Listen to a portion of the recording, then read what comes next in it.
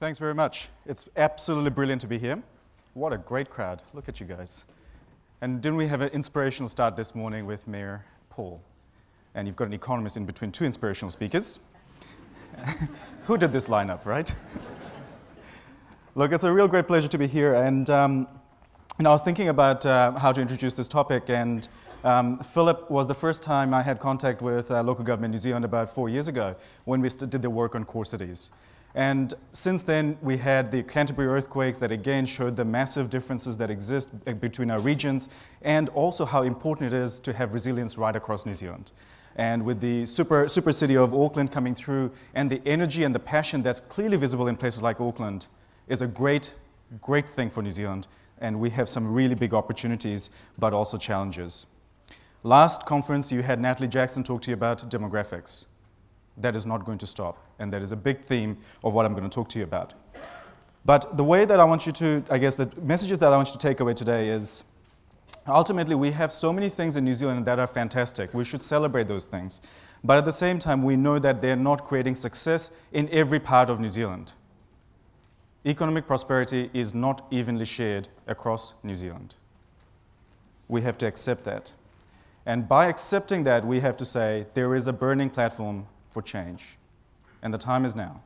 And you are the people who can make it happen. But ultimately, it's not about people. What really matters is our people.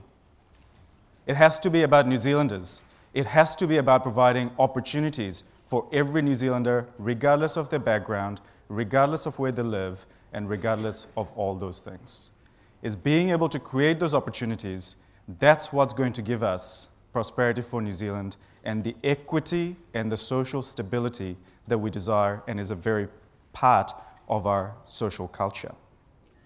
But the solutions are not going to be the same in every part of New Zealand. When you look at what New Zealand is like, beneath the surface, we are very different. We have different expertise, we have different opportunities and different risks. We cannot have one solution for everything. It is too complex and it's too simple to say that only if we did that, everything would be fine. To those people I say, you're being silly.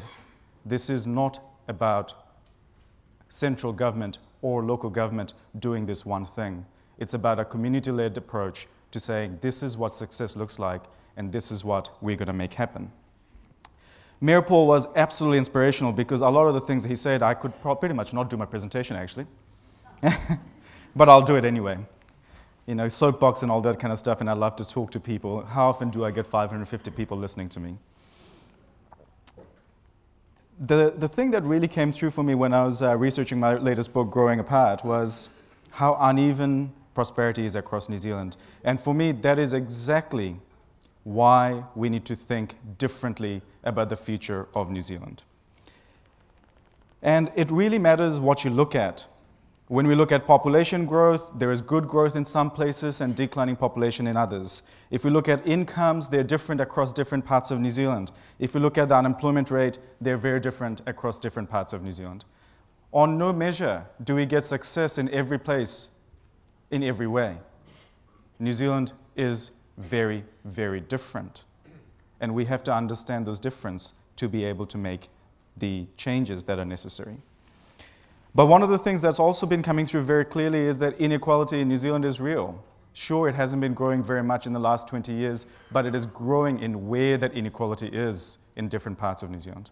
On the very left-hand side is the most unequal city in New Zealand, unequal region, and that's Auckland. It has some of the highest incomes and some of the lowest incomes. When we fast forward to the right, some of the least unequal places in New Zealand are places like Tasman, where almost everybody doesn't earn a lot of money.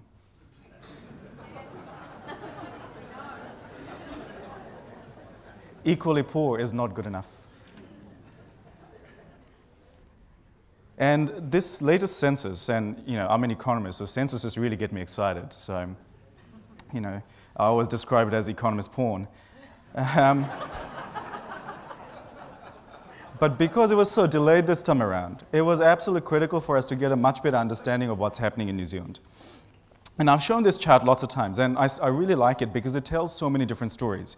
It's a little bit complicated if I take you through it. On the very left-hand side, we've got Auckland. Between 2000 and 2013, employment has grown by about 3.5%.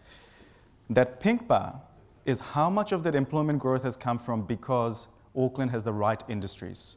It just happens to be in the right industries that are growing, that are doing well.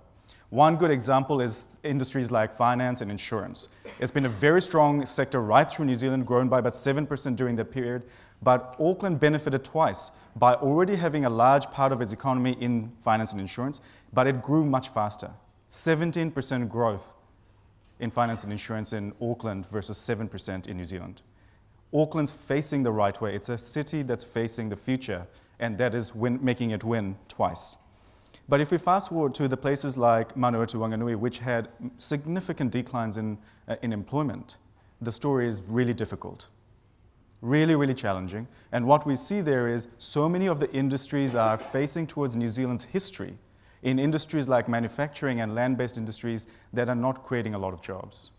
And it's not got much of an exposure in industries that are winning, like finance insurance, which actually went backwards by about 7% in the Manawatu Wanganui region. And this narrative is really important to understand that this is not anybody's fault. It's happening. It's fact. The question is, what are we going to do about it? But at the same time, what I see when I go around New Zealand is this narrative of envy. It's those bloody Aucklanders taking everything. Well, that's not true. Auckland is not like the rest of New Zealand. It is a completely different economy. It's doing things that are good for New Zealand. Auckland represents an incredible opportunity. Auckland and Wellington are some of the most complex parts of our economy. And what I mean by that is we have industries that don't exist anywhere else, and they create opportunities that don't take place anywhere else. Auckland is competing with Sydney and Singapore, not with the rest of New Zealand. We have to get that across to our constituencies that this is not about an envy of Auckland. It's about Auckland must succeed in a global scale because that's a conduit that is completely different from the rest of New Zealand. The rest of New Zealand is very specialized and very good at what it does. We have very strong primary sector, we have very good resource sectors, and those are very important things, but they are not competing with Auckland. But because they're small and they're specialized, it also means that when something happens in, say, dairy prices, or there is a disaster in your mine in the West Coast, it has devastating effects on your local economy. And for that, we need resilience in our economies, and that's why we need to have a community that's together and bound with common goals and not stretched apart by envy. I put this table up. It's a little bit annoying and a little bit complicated, but I showed this at the RSG presentation I did earlier in the year. And I asked everybody in the room, what is your specialty, top one specialty in your region? Most people didn't actually guess it right, except for Manawatu Wanganui. Michael did very well, which was pumps and compressor manufacturing. But the thing that really comes through is there's two things. Just because it's your top specialty, your most unique industry, doesn't mean that's where the most of the jobs are coming from. In most parts of New Zealand, the most unique parts are quite often land-based, but where the jobs growth is coming from is quite often the services sectors. And quite often those two things are not the same things. So we're looking at an economy that is actually very different and depends on how we look at it. Is it about the biggest economy, biggest sector, or is it the fastest growing, or is it about the most special, the most unique part of a region? In each measure, your region will look different. But because we don't see the same patterns of industrial structure across New Zealand, it's telling us something very important. Our regions are really unique. To have the same policy for every region is not going to work. But the changes we're seeing in our economies is not new. Right? This is absolutely not new. This has been happening for centuries. Over the last 120 years, we can see what has happened to employment patterns in New Zealand. We see in the red line, which is employment in the primary sector. In 1900, a third of New Zealand jobs were in the primary sector. Today, it's less than 10%. Goods producing, particularly manufacturing and construction, it's been through ups and downs, but really manufacturing has been on a downward spiral for a long time. The bits of our economy that have been growing are services, and they've been growing very, very strongly. But even within that, we're seeing massive shifts. It's not just services, it's services that are spreading across regions, across countries, across supply chains. It's expansive, it's interconnected. And not all services can exist everywhere. What we find within the services economies of New Zealand is that so much of it is coming from those highly skilled jobs. And those highly skilled jobs can only be done by people who have the necessary skills to do so. And yet, when we look across New Zealand of where highly educated people live and concentrate, it's only a handful of places. It makes it very hard for us to participate in the modern economy if we don't get the right outcomes with our education for our children. The importance of education cannot be overemphasized. It has to be in the right places. At the same time, it means that certain jobs can only happen in certain places. So we are opening an office in Auckland from the 1st of September. I'm joining the Northward Drift. And for me, I could only ever do my job in Auckland or Wellington. The competition wasn't any other part of New Zealand. The competition was, should I go to London or New York? I chose not to because New Zealand is, quite frankly, the best place in the world to live. But it's really important for us to understand not everything is possible everywhere, because where we're at today, we don't have the right skills in every part of New Zealand to participate in this modern economy. And how we got here is actually really important for us to understand. And I was having this conversation with my dad the other day, and he described it in quite a nice way. He said, look, these unstoppable forces you talk about, they're like a freight train. You don't get in front of a freight train, you get on it. You work with the trends that are happening because they are not within our control. And the secular forces, these massive, massive forces that have always been in play, are still in play, but they're going to become more important through time. Technological change and progress has been an absolute bedrock of New Zealand's prosperity, and it will continue to be. Urbanization and globalization are things that have been happening for centuries, and they will not stop. And in fact, they have created massive opportunities for us. But the thing that is new for us is aging. It is going to have massive impacts right through New Zealand, but most importantly, in provinces that are losing young people. The urgency that we have with an aging population that Natalie Jackson talks so eloquently about is not scaremongering, it's reality. We must own up to the challenges that face our region, because ultimately the solutions that we have to put in place have to be for our young people. It has to be for our children. And if we can't get that right, you shouldn't be in this room. The technological change story is one that fascinates me, because not only do we have a technology that's been absolutely pivotal for our success, it's also getting much faster. You know, I look at the adoption of agricultural technology, refrigeration, which totally unlocked New Zealand's potential.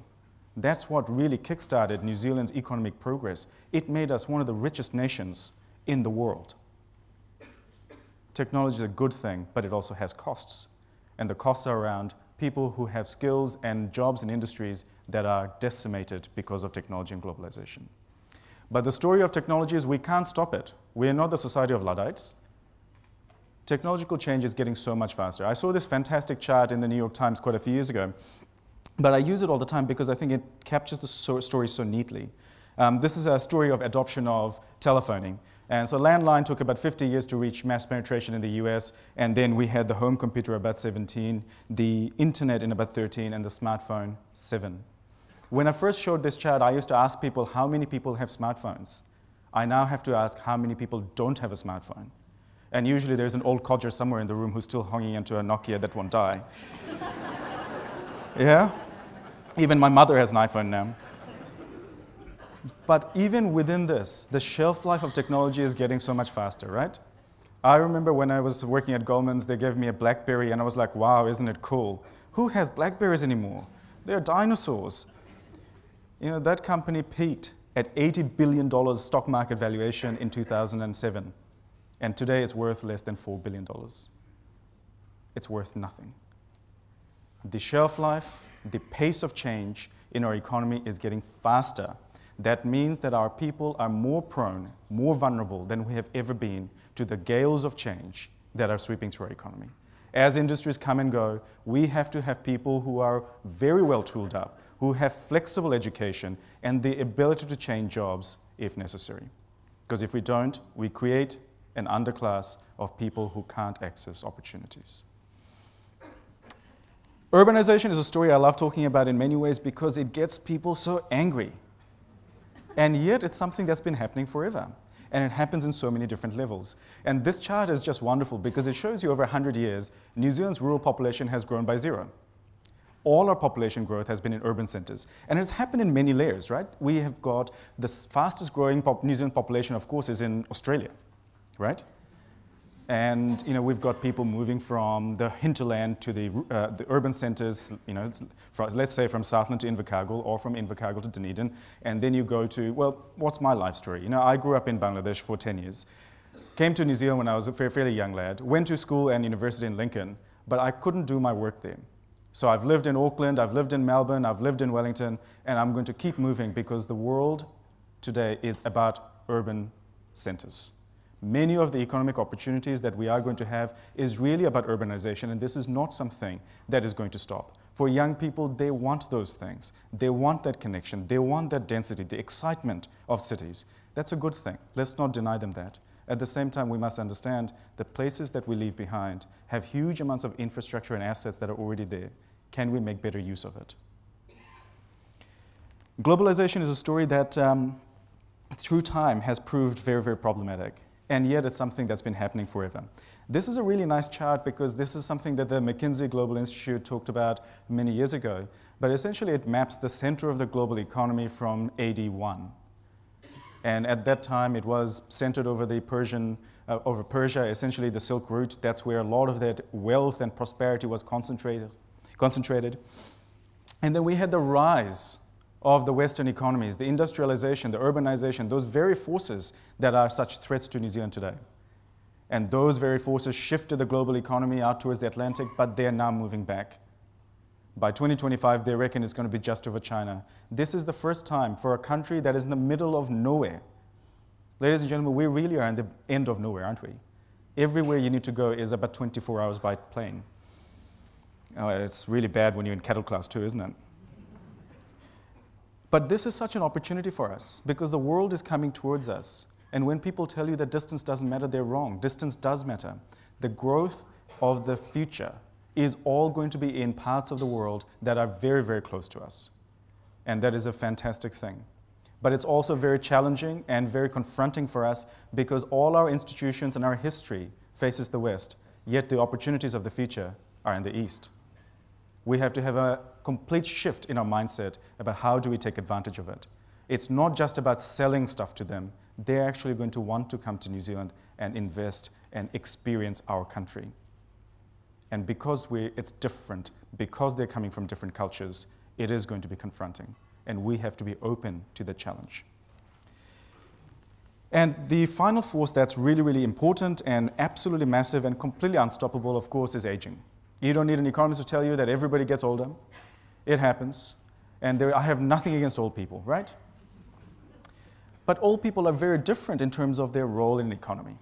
Very, very different role in their economy. And what we see in very many parts of New Zealand, we have age dependency ratios that are getting very similar or worse than in Japan, the oldest country in the world.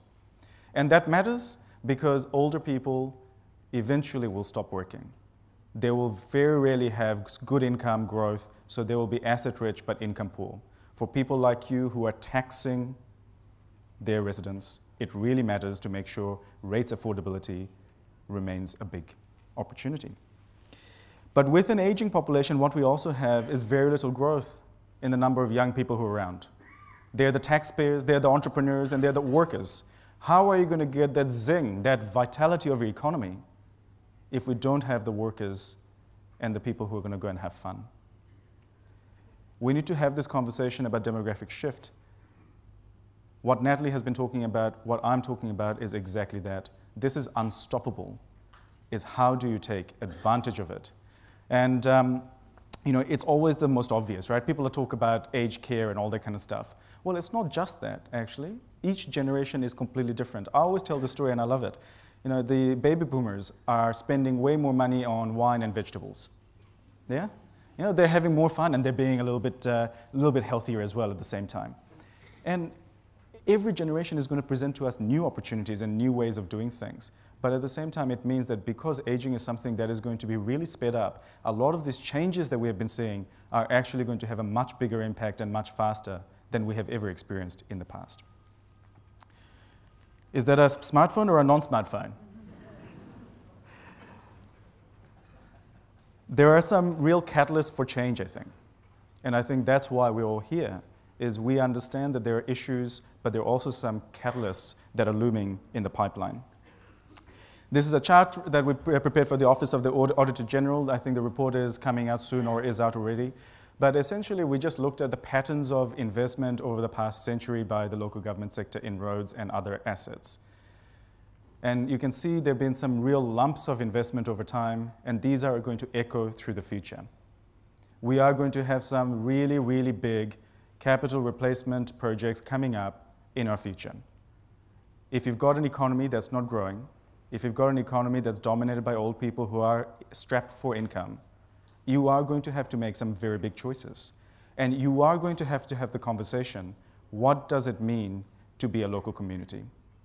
What are the musts and what are the nice to have? The real catalyst for me is this.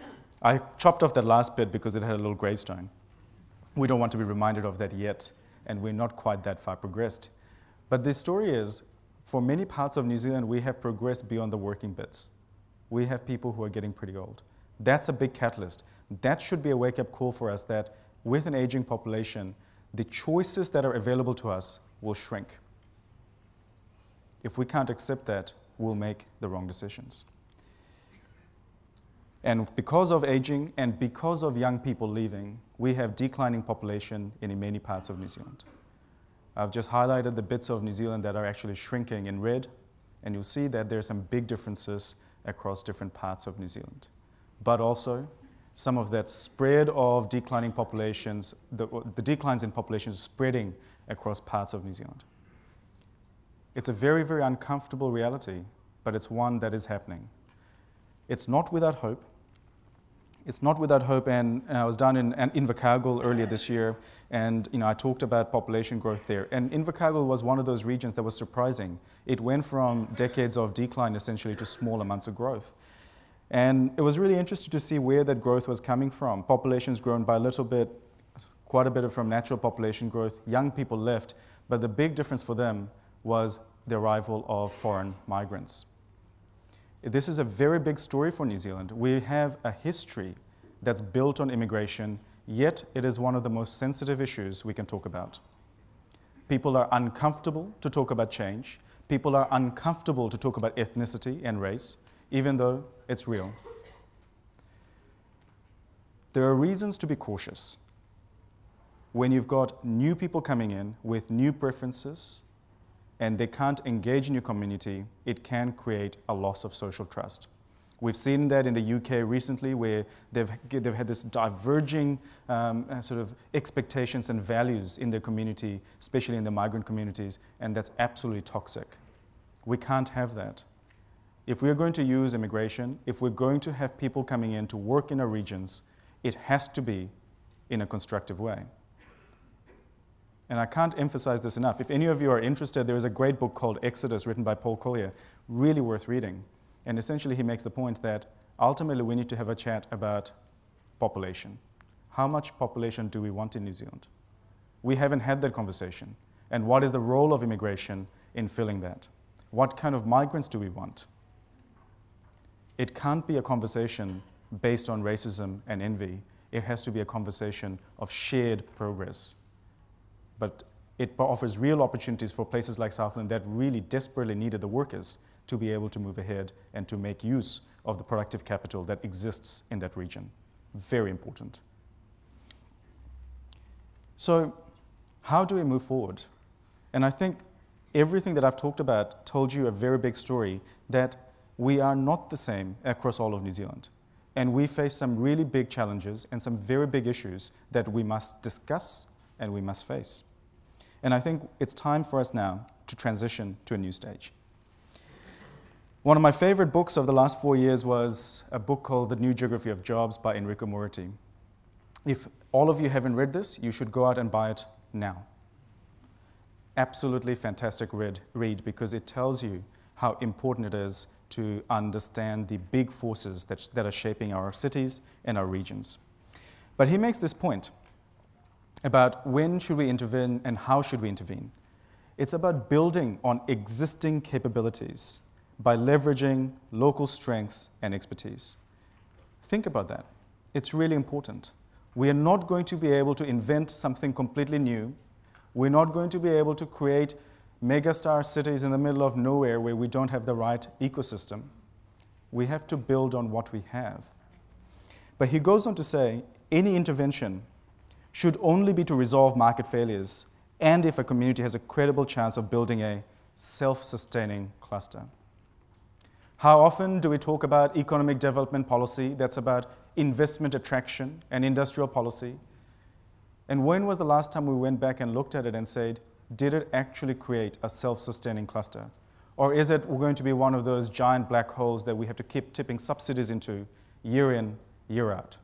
Who does it benefit? What is the future of New Zealand if we don't talk about the sustainability of the private sector to do the right things for itself? Read this book because it's incredibly important and has messages that are very relevant for all New Zealand. But what is success? And when we wrote up a paper on regional economies recently, this is one thing that we really scratched our head over.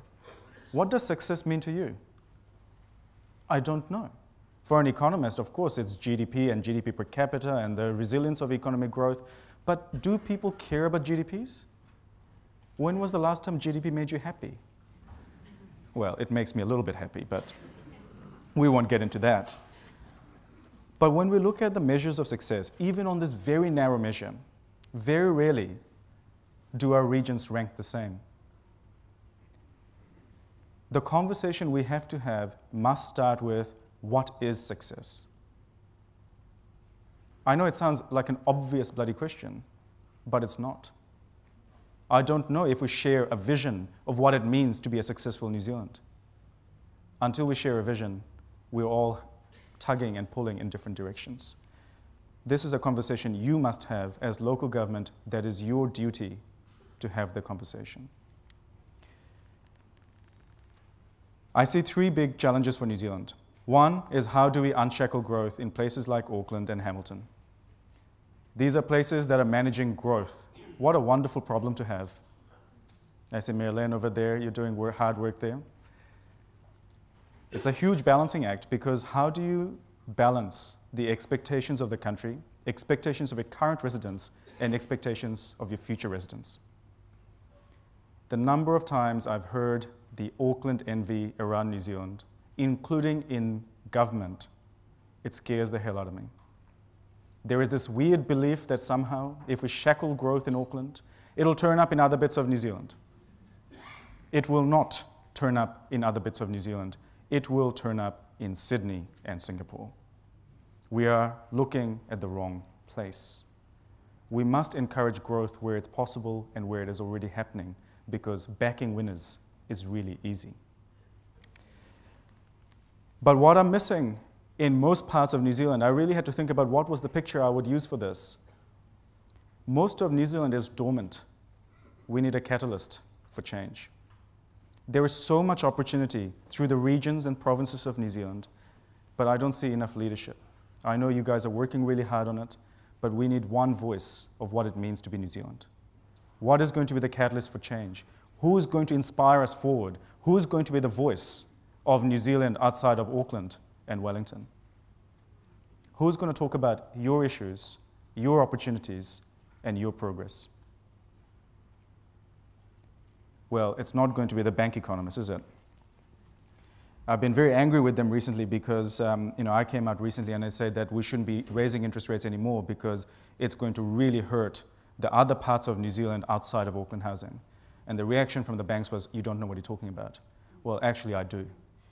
I have been around New Zealand. I do travel, and I do talk to real businesses. And the third strategy is one that's going to make me no friends. These are the zombie towns. Do we have a strategy? Do we have a plan for places that are shrinking? Quite a few sharp intakes of breath there. I didn't name any names. Why did you think it was your region? But this is a real issue, right? We have to be able to talk about this. Even if that is not the reality, we have to have the conversation about, if we're faced with decline, can we manage it gracefully? Can we still give opportunities to our people? Can we still manage it in a way that is the least disruption possible? If we can't have the conversation, you're not brave enough. It's not enough to say it's not going to happen. We can't bury our head in the sand that it's never going to happen to some places, because it will. And actually having a plan that's collective, that we share, that we believe in, is going to be a good thing. Prepare one, just in case.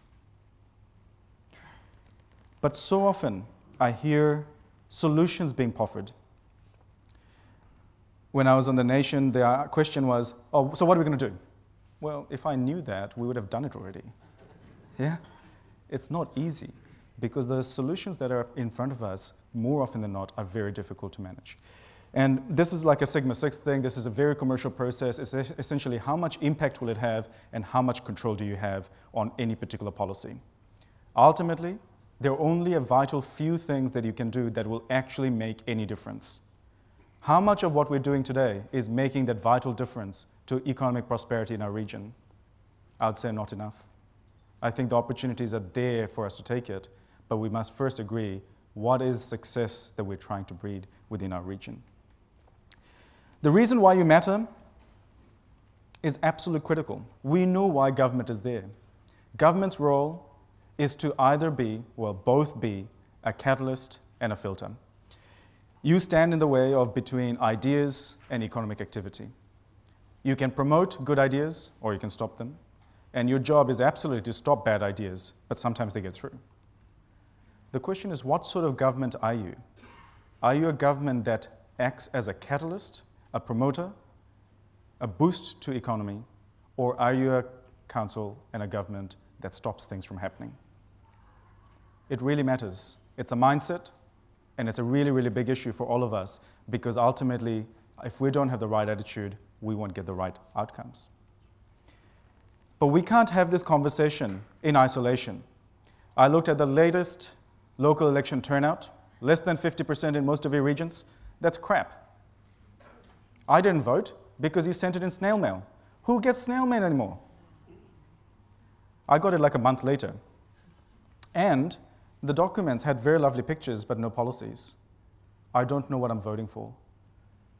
Your young people are disengaged from local communities. It's terrible. I want to care. I believe in my community, I believe in my country, and yet I feel no compulsion to go and vote. Something is not right here. We need to increase the level of engagement within our community. It has to happen, otherwise we will never get an outcome that's going to be good. And at the heart of it all, of course, is the community. And you've got businesses, you've got iwi, you've got local government, and you've got central government. And we have to work across these organizations. But let's not make any brash promises, because it's so hard to coordinate. I was reading a speech by Jim Anderton in 2001. When he was doing the economic development stuff, how they were going to create lots of jobs in Gisborne in the forestry sector through their partnerships and whatnot. It was really, really hard. Employment in the forestry and forestry-related sector is down 20% from that speech. It's very hard to stop in the way of things and very hard to coordinate a whole bunch of people to fix things. Really, really hard. And with coordination, it's really wonderful because it's got these great qualities. We can focus on the big picture, that it's about New Zealanders, it's about success. And we can talk about gaining synergies, like your shared services stuff. If that works, it can be a really good thing. And we can get economies of scale. Most of New Zealand regions and provinces are very, very small. But at the same time, working in a group, as you guys know, I've been to a few council meetings, it can quite quickly descend into the lowest common denominator. It can be very hard to have accountability in a group situation. It can be very hard to make quick decisions. You heard Mayor Paul talk about quickness of decision, being able to excite and enable businesses to just get on with it. Sometimes it's less effective to have groups, and it can be very expensive to do. So there are no easy answers here. We have to work together, but we have to go into this with our eyes wide open, that a lot of those things are going to be very, very difficult to achieve. So what's the way ahead? The way ahead for me is very, very simple. The first one is we must have a shared vision and a goal for New Zealand. I don't think we do. I think we have visions for Auckland, we have visions for Wellington, we have visions for parts of New Zealand, but they're not aligned. Unless we can agree on a common goal of an inclusive New Zealand where everybody gets a fair go, I think we're heading in the wrong direction. We base our analysis and decisions on a disparate set of data. Silly. Why? Why would you use different sets of data to understand your regions? How can you compare yourselves if we don't understand where we're coming from? Where is your benchmarking tool? Where is it? There are so many of you spending so much money. You need to get together and get one repository of knowledge for your sector. If you're not working off the same base, we're going to make weird and wrong decisions. Until you know yourself on a common and accepted basis, how can we develop strategies that are going to work? And how will we even implement them? But we already are developing strategies. We already are implementing them. But do we understand the difference between the direct and the indirect? There are so many levers that are available to you directly, but so much more influence that you have indirectly. What you do is a representation of your community. That has to be a very, very strong part of how we go forward. The thing that I rail against in New Zealand the most is we create policies and then we just let them do their thing. We don't go back and test and refine. We don't review if they worked. It's shocking. How will we know if it worked? We don't know. Oh, we'll just try something new.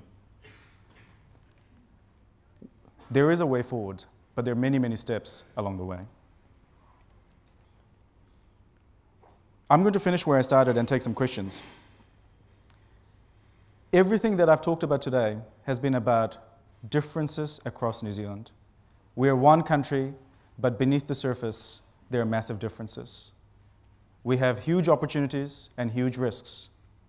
To be able to get forward, we need to first realize there is a real burning platform for change. Ultimately, we need to boil this all down to what matters, and it matters for our people, for our children, and opportunities for them. It's not really about a place, we just happen to live in that particular place. It's about people, it's about their opportunities. There is no one single solution that's going to work for all of us, and that's why we need to think about place-based policies that are going to be right for your region and let you unlock the potential that's clearly there.